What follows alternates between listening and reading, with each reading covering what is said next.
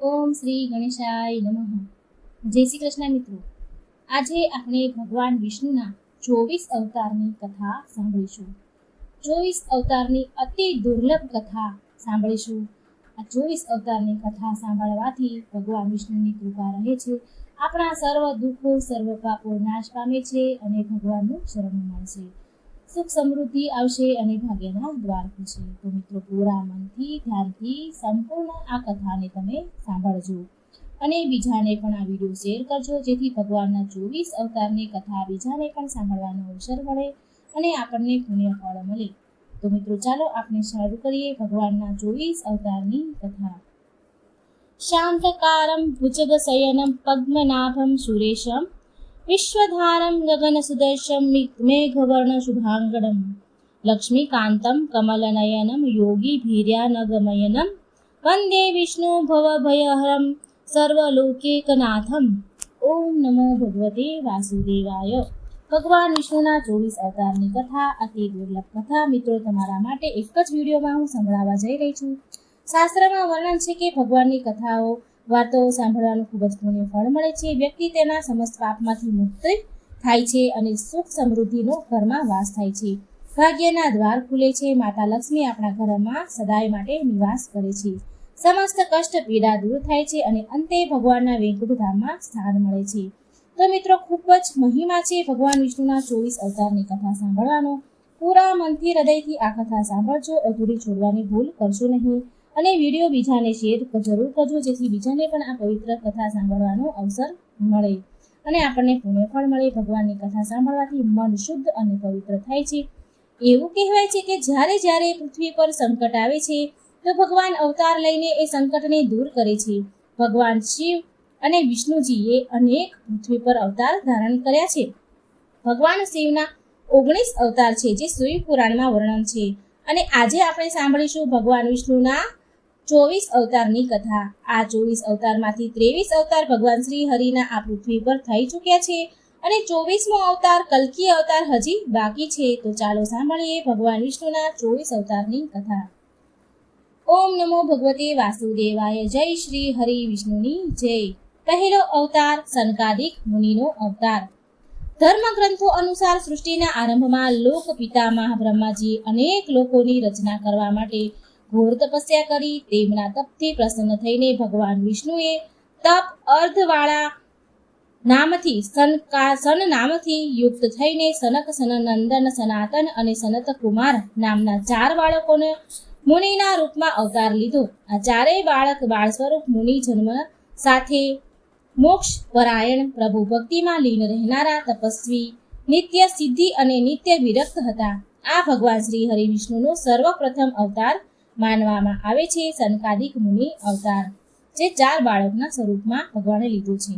હવે બીજો અવતાર વરાહ અવતાર. ધર્મગ્રંથ અનુસાર ભગવાન વિષ્ણુએ બીજો અવતાર વરાહ અવતાર લીધો હતો. વરાહ અવતારથી જોડાયેલી કથા આ પ્રમાણે છે. પૂર્વકાળમાં દૈત્ય હિરણ્યકશ્યે જ્યારે પૃથ્વીનું હરણ કરીને સમુદ્રમાં સંતાડી દીધી, ત્યારે બ્રહ્માજીના નાકમાંથી ભગવાન વિષ્ણુ વરાહ રૂપમાં પ્રગટ થયા હતા. ભગવાન વિષ્ણુના આ રૂપને જોઈને બધા જ દેવતા અને ઋષિઓએ ભગવાનની સ્તુતિ કરી અને દેવતાઓના આગ્રહ કરવાથી પૃથ્વીને શોધવાનું શરૂ કર્યું. એમની નાકથી ભગવાન વરાહે તેમના નાકની સુગંધથી એટલે કે નાકની સહાયતાથી પૃથ્વીની સુગંધ ઓળખતા પૃથ્વીને શોધવા લાગ્યા. પૃથ્વી ક્યાં છે એ ભગવાને જાણી લીધું અને સમુદ્રની અંદર જઈને એમના દાંતો પર પૃથ્વીને મૂકીને ભગવાન બહાર આવ્યા. જ્યારે હિરણ્યાક્ષ દૈત્યએ જોયું કે ભગવાનનું વરાહ રૂપને તો યુદ્ધ માટે લલકારે છે અને ભગવાન વરાહ અને હિરણ્યાક્ષ વચ્ચે ભીષણ યુદ્ધ થાય છે અને એ યુદ્ધમાં ભગવાન વરાહે હિરણ્યાક્ષનો વધ કર્યો અને પછી ભગવાન વરાહે પૃથ્વીને જળ પર સ્થાપિત કરી દીધી. ત્રીજો અવતાર નારદ અવતાર. ધર્મગ્રંથો અનુસાર નારદ મુનિ પણ ભગવાન વિષ્ણુનો જ અવતાર છે. શાસ્ત્ર અનુસાર નારદ મુનિ બ્રહ્માજીના 7મા માનસ પુત્રમાંથી એક છે. નારદ મુનિએ કઠોર તપસ્યા કરીને દેવર્ષિ પદ પ્રાપ્ત કર્યું. તે ભગવાન વિષ્ણુના અનન્ય ભક્તોમાંથી એક માનવામાં આવે છે. દેવર્ષિ નારદ ધર્મનો પ્રચાર અને લોક કલ્યાણ માટે હંમેશા તત્પર રહે છે. શાસ્ત્રોમાં દેવર્ષિ નારદને ભગવાન વિષ્ણુનું મન પણ કહેવાયું છે. શ્રીમદ ભાગવત ગીતાના 10મ અધ્યાયમાં 26મા શ્લોકમાં સ્વયં ભગવાન શ્રી કૃષ્ણએ આનું મહત્વ સ્વીકારતા કહ્યું છે કે દેવ ઋષિઓમાં હું નારદ છું. ચોથો અવતાર નર નારાયણ અવતાર. સૃષ્ટિના આરંભમાં ભગવાન વિષ્ણુએ ધર્મની સ્થાપના માટે 2 રૂપમાં અવતાર લીધો હતો. આ અવતારમાં ભગવાન એના મસ્તક પર જટા ધારણ કરી હતી. એના હાથમાં હંસ, ચરણોમાં ચક્ર અને વક્ષસ્થળમાં સ્ત્રી વસ્ત્રનું ચિહ્ન હતું. તેમનું સંપૂર્ણ વેશ તપસ્વીઓનો સમાન હતો. ધર્મ ગ્રંથો અનુસાર ભગવાન વિષ્ણુએ નરનારાયણ રૂપ આ અવતાર લીધો હતો, નરનારાયણના રૂપમાં. 5મો અવતાર કપિલ મુનિ અવતાર. ભગવાન વિષ્ણુએ 5મો અવતાર કપિલ મુનિના રૂપમાં લીધો હતો. તેમના પિતાનું નામ મહર્ષિ કદર્મ હતું અને માતાનું નામ હતું દેવહૂતિ. બાણની સૈયા પર સૂતેલા ભીષ્મ પિતાના શરીરના ત્યાગ સમયે વેદજ્ઞ વ્યાસ ઋષિ, અહીં ઋષિ ભગવાન કપિલ પણ ત્યાં હતા. વેદજ્ઞ વ્યાસ ઋષિ પણ ત્યાં હતા અને ભગવાન કપિલ પણ ત્યાં હાજર હતા. ભગવાન કપિલના ક્રોધથી રાજા સગરના 60,000 પુત્રો ભસ્મ થઈ ગયા હતા. ભગવાન કપિલ સાંખ્ય દર્શન જ્ઞાનમાં પ્રવર્તકતા હતા.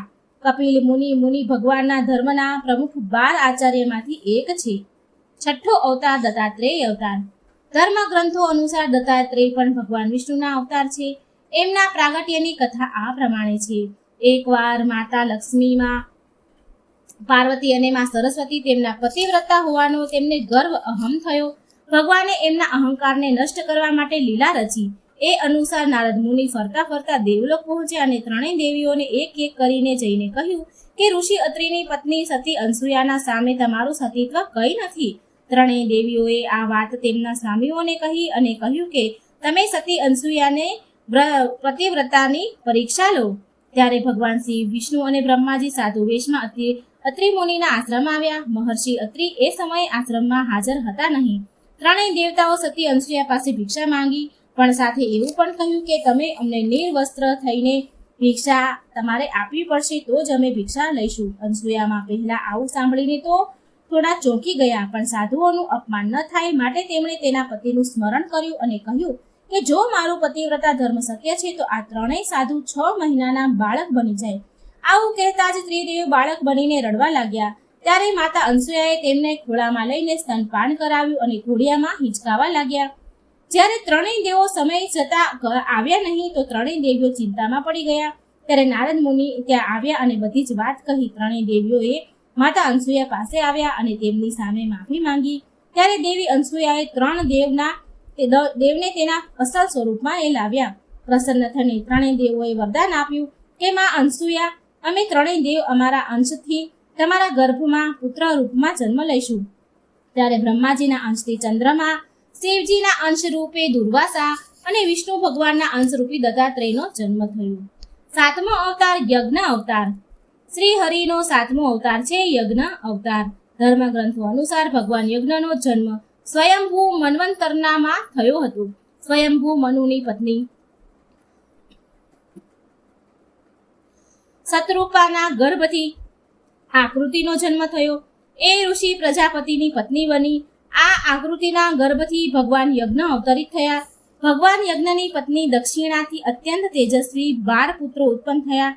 તે જ સ્વયંભૂ મન્વંતરમાં યામ નામક 12 દેવતાઓ કહેવાયા. 8મો અવતાર ભગવાન ઋષભદેવનો અવતાર. ભગવાન વિષ્ણુ ઋષભદેવના રૂપમાં અવતર્યા હતા. ધર્મ ગ્રંથો અનુસાર નાભી નામનો એક રાજા હતો. એમને કોઈ સંતાન હતા નહીં, પુત્ર હતા નહીં. આ કારણે તેમણે તેની ધર્મપત્ની મેરુ દેવી સાથે પુત્રની કામનાથી યજ્ઞ કર્યો. યજ્ઞથી પ્રસન્ન થઈને ભગવાન વિષ્ણુ સ્વયં પ્રગટ થયા અને તેમણે મહારાજ નાભીને વરદાન આપ્યું કે હું તમારે ત્યાં પુત્રના સ્વરૂપમાં જન્મ લઈશ. વરદાન સ્વરૂપ થોડા સમય પછી ભગવાન વિષ્ણુ રાજા નાભીને ત્યાં પુત્ર રૂપે જન્મ્યા. પુત્રના અત્યંત સુંદર શરીર, તેજ, બળ, ઐશ્વર્ય, યશ, પરાક્રમ અને શૂરવીરતા વગેરે ગુણોને જોઈને રાજા નાભીએ તેમનું નામ ઋષભ રાખ્યું. 9મો અવતાર આદિરાજ પૃથુ અવતાર. ભગવાન વિષ્ણુના એક અવતારનું નામ છે આદિરાજ પૃથુ. ધર્મ ગ્રંથ અનુસાર સ્વયંભૂ મુનિના અંશ અંગ નામના પ્રજાપતિના વિવાહ મૃત્યુની માનસિક પુત્રી સુનિધિ સાથે તેમના લગ્ન થયા અને વેદ નામનો પુત્ર થયો. તેણે ભગવાનને માનવાનો તિરસ્કાર કરી દીધો અને સ્વયંને પોતાની પૂજા માટે કહ્યું.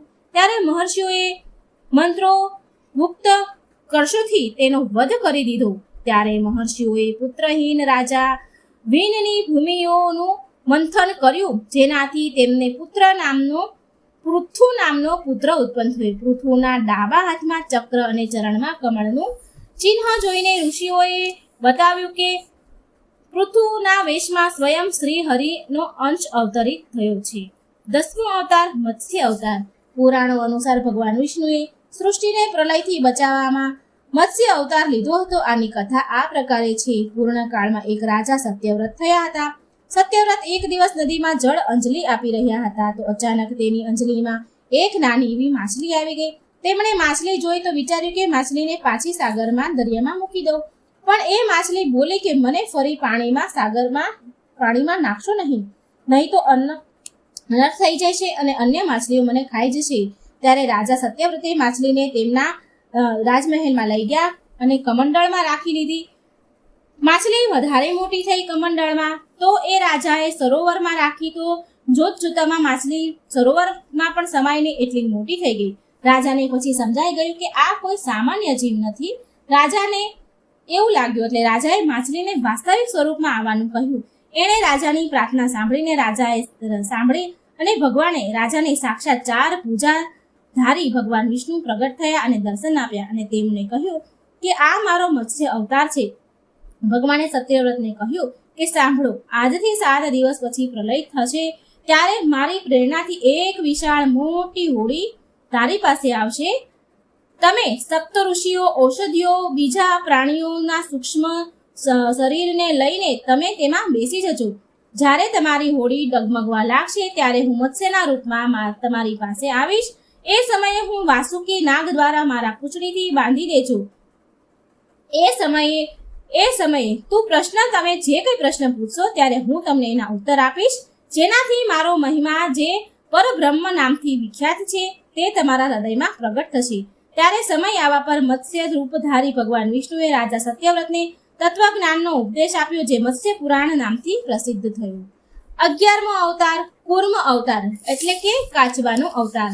ધર્મગ્રંથ અનુસાર ભગવાને કૂર્મ એટલે કે કાચબાનો અવતાર લઈને સમુદ્ર મંથનમાં સહાયતા કરી હતી. ભગવાન વિષ્ણુના કર્મ અવતારને કચ્છપ અવતાર પણ કહેવાય છે. આ અવતારની કથા આ પ્રમાણે છે. એકવાર મહર્ષિ દુર્વાસાએ દેવતાઓના રાજા ઇન્દ્રને શ્રાપ આપી દીધો અને તે સ્ત્રી વિહીન થઈ ગયા. ઇન્દ્ર જ્યારે ભગવાન વિષ્ણુ પાસે આવ્યા તો તેમણે સમુદ્ર મંથન કરવા માટે કહ્યું.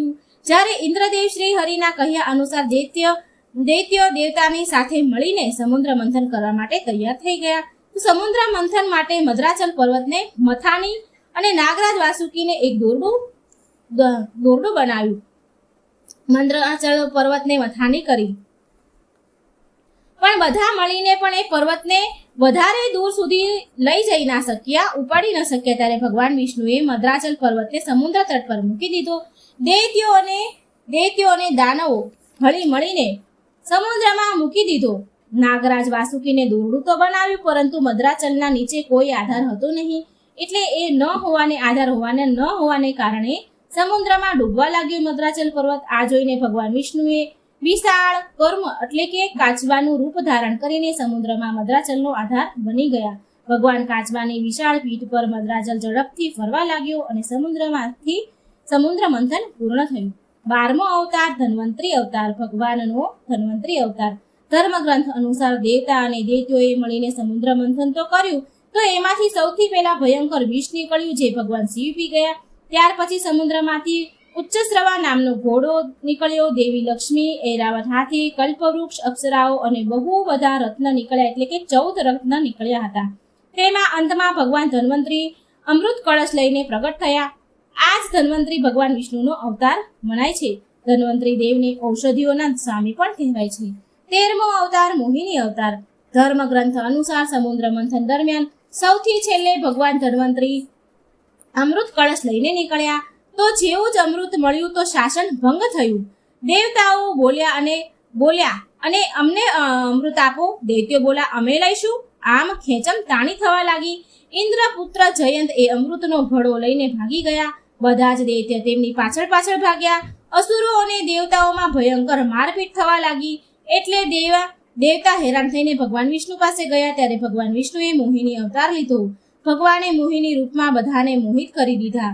મોહિત થઈને ભગવાને બધાને મોહિત કરી દીધા. મોહિનીએ દેવતા અને અસુરોની વાત સાંભળીને કહ્યું કે આ અમૃત કળશ મને આપી દો તો હું એક સમાન બધાને વારાફરતી અમૃત પાન કરાવીશ. દેવતા દાનવ બંને માની ગયા.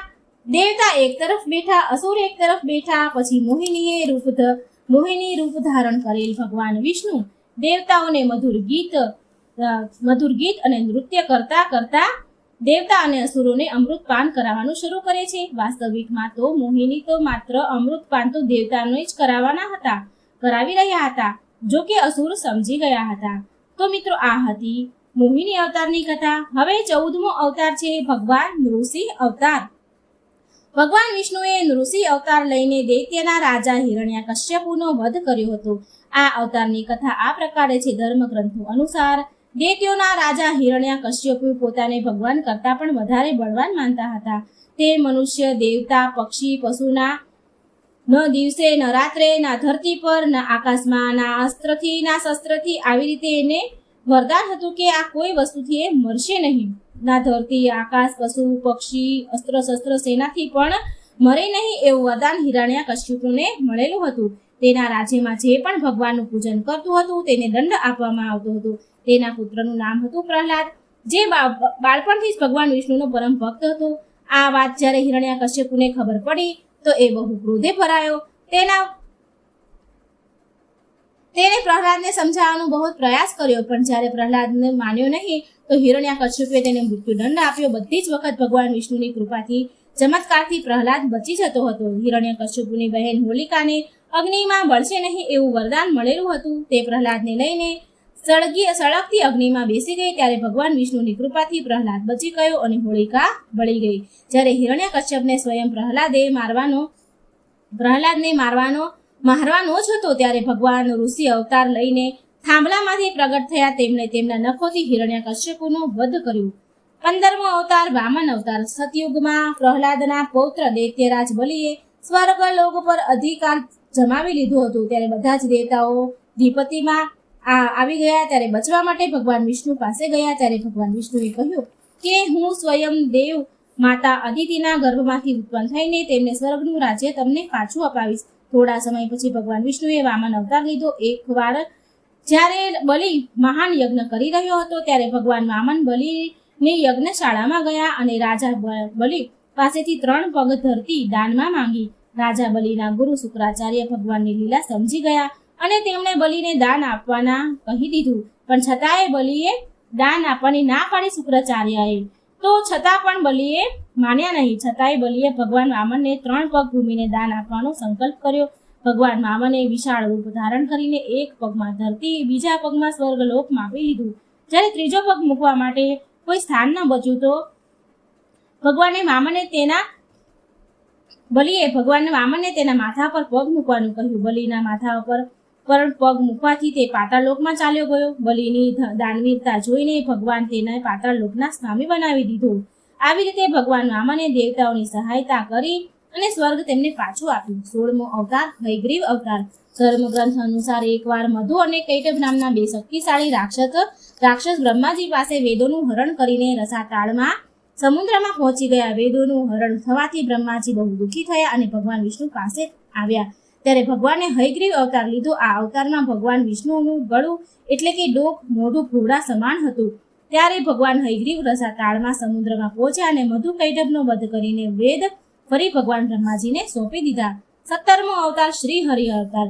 ધર્મગ્રંથ અનુસાર પ્રાચીન સમયમાં ત્રિકુટ નામના પર્વતની તળેટીમાં એક શક્તિશાળી ગજેન્દ્ર તેની હાથણીઓ સાથે રહેતો હતો. એકવાર તે તળાવમાં સ્નાન કરવા ગયો તો એકવાર મગરે તેનો પગ એનો મોઢામાં પકડી લીધો અને પાણીની અંદર ખેંચવા લાગ્યો. ગજેન્દ્ર અને મગર મચ્છ વચ્ચે સંઘર્ષ 1000 વર્ષ સુધી ચાલતું રહ્યું. અંતમાં ગજેન્દ્ર ઠંડો પડી ગયો, શાંત પડી ગયો. એટલે તેણે ભગવાન શ્રી હરિની સ્તુતિ કરી ધ્યાન કર્યું. ગજેન્દ્રની સ્તુતિ સાંભળીને ભગવાન શ્રી હરિ પ્રગટ થયા અને તેમણે તેના ચક્રથી મગરમચ્છનો વધ કરી દીધો. ભગવાન શ્રી હરિએ ગજેન્દ્રને ઉદ્ધાર કરીને તેનો પાર્ષદ બનાવી દીધો. 18મો અવતાર પરશુરામ અવતાર. હિન્દુ ધર્મ ગ્રંથ અનુસાર પરશુરામ ભગવાન વિષ્ણુના પ્રમુખ અવતારોમાંથી એક અવતાર છે.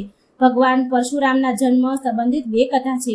હરિવંશ પુરાણ કથા અનુસાર આ પ્રકારે છે કે પ્રાચીન સમયમાં મહેશમતી નગરી પર શક્તિશાળી હય વંશી ક્ષત્રિય કર્ણવીર અર્જુન તથા સહસ્ત્રબાહુનું શાસન હતું. એ બહુ અભિમાની હતો, અત્યાચારી પણ હતો. એકવાર અગ્નિદેવે તેને ભોજન કરવા માટે એટલે કે ભોજન ખાવા માટે તેમને આગ્રહ કર્યો. ત્યારે સહસ્ત્રબાહુએ ઘમંડમાં આવીને કહ્યું કે તમે જ્યાંથી પણ ઈચ્છો ત્યાંથી તમે ભોજન કરી શકો છો, બધી બાજુ મારું જ રાજ્ય છે. ત્યારે અગ્નિદેવે બધા જ વનો એટલે કે બગીચાઓ બાળવાનું શરૂ કરી દીધું. તો એક વનમાં ઋષિ આપવ તપસ્યા કરી રહ્યા હતા. અગ્નિએ તેના આશ્રમને પણ સળગાવી દીધો. આથી ક્રોધિત થઈને ઋષિ આપવે સહસ્ત્રબાહુનો શ્રાપ આપ્યો કે ભગવાન વિષ્ણુ પરશુરામ રૂપમાં જન્મ લેશે અને માત્ર સહસ્ત્રબાહુનો જ નહીં પણ સમસ્ત ક્ષત્રિયોનો સર્વનાશ કરશે. આવી રીતે ભગવાન વિષ્ણુએ ભાર્ગવ કુળમાં મહર્ષિ જન્મદગ્નિને ત્યાં 5મા પુત્રના રૂપમાં જન્મ લીધો. 19મો અવતાર મહર્ષિ વેદવ્યાસ અવતાર. પુરાણોમાં મહર્ષિ વેદવ્યાસને પણ ભગવાન વિષ્ણુનો અંશ માનવામાં આવે છે. ભગવાન વ્યાસ નારાયણના કલા અવતાર હતા. તે મહાજ્ઞાની મહર્ષિ પરાશરના પુત્ર રૂપમાં પ્રગટ થયા હતા. તેમનો જન્મ કેવટ રાજની પોષપુત્રી સત્યવતીના ગર્ભથી યમુનાના તટ પર થયો હતો. તેમના શરીરનો રંગ કાળો હતો, માટે તેમનું એક નામ કૃષ્ણદ્રપાયન પણ હતું. તેમણે જ મનુષ્યની આયુ અને શક્તિને જોતા વેદોના વિભાગ કર્યા, માટે તેમને વેદવ્યાસ કહેવાયા. વેદવ્યાસજીએ મહાભારત ગ્રંથની પણ રચના કરી હતી. 20મો અવતાર હંસ અવતાર. એકવાર બ્રહ્માજી એમની સભામાં બેઠા હતા, ત્યારે તેમના માનસ પુત્ર સનકાદિક ત્યાં પહોંચ્યા અને ભગવાન બ્રહ્મા પાસેથી મનુષ્યના મોક્ષને સંબંધિત ચર્ચા કરવા લાગ્યા. ત્યારે ત્યાં ભગવાન વિષ્ણુ મહાહંસના રૂપમાં પ્રગટ થયા અને તેમને સનકાદિક મુનિઓને સંદેહનું નિવારણ કર્યું. આના પછી બધાએ ભગવાન હંસની પૂજા કરી અને પછી મહાહંસધારી ભગવાન વિષ્ણુ અદ્રશ્ય થઈને તેમના ધામ ચાલ્યા ગયા. 21મો અવતાર શ્રી રામ અવતાર. ત્રેતાયુગમાં રાક્ષસ રાજ રાવણનો બહુ જ આતંક હતો. તેનાથી તો દેવતા પણ ડરતા હતા. તેના વધ માટે ભગવાન વિષ્ણુએ રાજા દશરથને ત્યાં માતા કૌશલ્યાના ગર્ભમાંથી જન્મ લીધો. આ રૂપમાં ભગવાન રાજાએ અનેક રાક્ષસોના વધ કર્યા. મર્યાદાનું પાલન કરતા કરતા તેમનું જીવન જીવ્યા. પિતાના કહેવાથી વનવાસ ગયા અને વનવાસ સમયે રાક્ષસ રાજ રાવણ તેમની પત્ની સીતાનું હરણ કરીને લઈ ગયો. સીતાજીને શોધવા માટે ભગવાન રામ લંકા પહોંચ્યા અને ત્યાં ભગવાન શ્રી રામ અને રાવણનું ઘોર યુદ્ધ થયું અને રાવણ માર્યો ગયો. રાવણનો વધ કર્યો શ્રી રામે. આવી રીતે ભગવાને રામ અવતાર લઈને દેવતાઓને ભયથી મુક્ત કર્યા. 22મો અવતાર શ્રી કૃષ્ણ અવતાર. દ્વાપર યુગમાં ભગવાન વિષ્ણુએ શ્રી કૃષ્ણ અવતાર લઈને અધર્મીઓનો નાશ કર્યો. ભગવાન શ્રી કૃષ્ણના જન્મ જેલમાં થયો. તેમના પિતાનું નામ વસુદેવ અને માતાનું નામ દેવકી હતું. ભગવાન શ્રી કૃષ્ણએ આ જન્મમાં અનેક ચમત્કાર કર્યા. દુષ્ટોનો સર્વનાશ કર્યો, કંસનો વધ કર્યો અને મહાભારતના યુદ્ધમાં અર્જુનના સારથી બન્યા અને દુનિયાને ગીતાનું જ્ઞાન આપ્યું. ધર્મરાજ યુધિષ્ઠિરને રાજા બનાવીને ધર્મની સ્થાપના કરી. ભગવાન શ્રી કૃષ્ણએ ભગવાન વિષ્ણુનો અવતાર બધા જ અવતારોમાં શ્રેષ્ઠ માનવામાં આવે છે. આ ભગવાન શ્રી કૃષ્ણનો અવતાર. 23મો અવતાર બુદ્ધ અવતાર. ધર્મગ્રંથ અનુસાર બૌદ્ધ ધર્મના પ્રવર્તક ગૌતમ બુદ્ધ પણ ભગવાન વિષ્ણુના જ અવતાર છે. પરંતુ પુરાણોમાં વર્ણિત ભગવાન બુદ્ધનો જન્મ ગયાની નજીક કિકટમાં બતાવવામાં આવ્યો છે અને તેના પિતાનું નામ અંજન બતાવવામાં આવ્યું છે. આ પ્રસંગ પુરાણોમાં વર્ણન બુદ્ધ અવતારનો જ છે. એક વખત દૈત્યોની શક્તિ બહુ જ વધી ગઈ. દેવતા પણ તેમના ભયથી ભાગવા લાગ્યા. રાજ્યની કામનાથી દૈત્યોએ દેવરાજ ઇન્દ્રને પૂછ્યું કે અમારું સામ્રાજ્ય સ્થિર રહે આનો કોઈ ઉપાય શું છે? ત્યારે ઇન્દ્રદેવે શુદ્ધ ભાવથી બતાવ્યું કે સુસ્ત શાસન માટે યજ્ઞ અને વેદ વિહિત આચરણ જરૂરી છે. ત્યારે દૈત્યોએ વૈદિક આચરણ કરી મહાયજ્ઞ કરવા લાગ્યા, જેનાથી તેમની શક્તિ વધારે વધવા લાગી. ત્યારે બધા જ દેવતા ભગવાન વિષ્ણુ પાસે ગયા અને ભગવાન વિષ્ણુએ દેવતાઓના હિત માટે બુદ્ધનું રૂપ ધારણ કર્યું. તેમના હાથમાં માંજની હતી. ત્યાર પછી ભગવાન દૈત્યો પાસે પહોંચ્યા અને તેમને ઉપદેશ આપ્યો કે યજ્ઞ કરવું પાપ છે. યજ્ઞથી જીવ હિંસા થાય છે. યજ્ઞની અગ્નિથી કેટલાય પ્રાણીઓનો જીવ ભસ્મ થાય છે. ભગવાન બુદ્ધના ઉપદેશથી દૈત્ય પ્રભાવિત થયા. તેમણે યજ્ઞ અને વૈદિક આચરણ કરવાનું છોડી દીધું. આ કારણથી તેમની શક્તિ ઓછી થઈ ગઈ અને દેવતાઓએ તેમના પર હુમલો કરી તેમનું રાજ્ય ફરી પાછું મેળવી લીધું. 24મો અવતાર કલ્કી અવતાર. ધર્મગ્રંથ અનુસાર ભગવાન વિષ્ણુ કલ્કી રૂપમાં અવતાર લેશે. હજી આ અવતાર લેવાનો ભગવાનને બાકી છે. કલ્કી અવતાર કળયુગ અને સતયુગના સંધિકાળમાં થશે. આ અવતાર 64 કલાથી યુક્ત હશે. પુરાણોના અનુસાર ઉત્તર પ્રદેશના સંબલ નામના સ્થળ પર ગામ પર વિષ્ણુ યશ નામના તપસ્વી બ્રાહ્મણના ઘરે ભગવાન પુત્ર રૂપમાં જન્મ લેશે. કલ્કી દેવદત્ત નામના ઘોડા પર સવાર થઈને સંસારના પાપીઓનો વિનાશ કરશે અને ધર્મની ફરી સ્થાપના કરશે. તો મિત્રો, આ હતી ભગવાન વિષ્ણુના 24 અવતારની કથા. મિત્રો, વિડીયો સારો લાગે તો લાઈક કરજો, શેર કરજો અને આ ચેનલને સબસ્ક્રાઇબ જરૂર કરજો. ઓમ નમો ભગવતે વાસુદેવાય.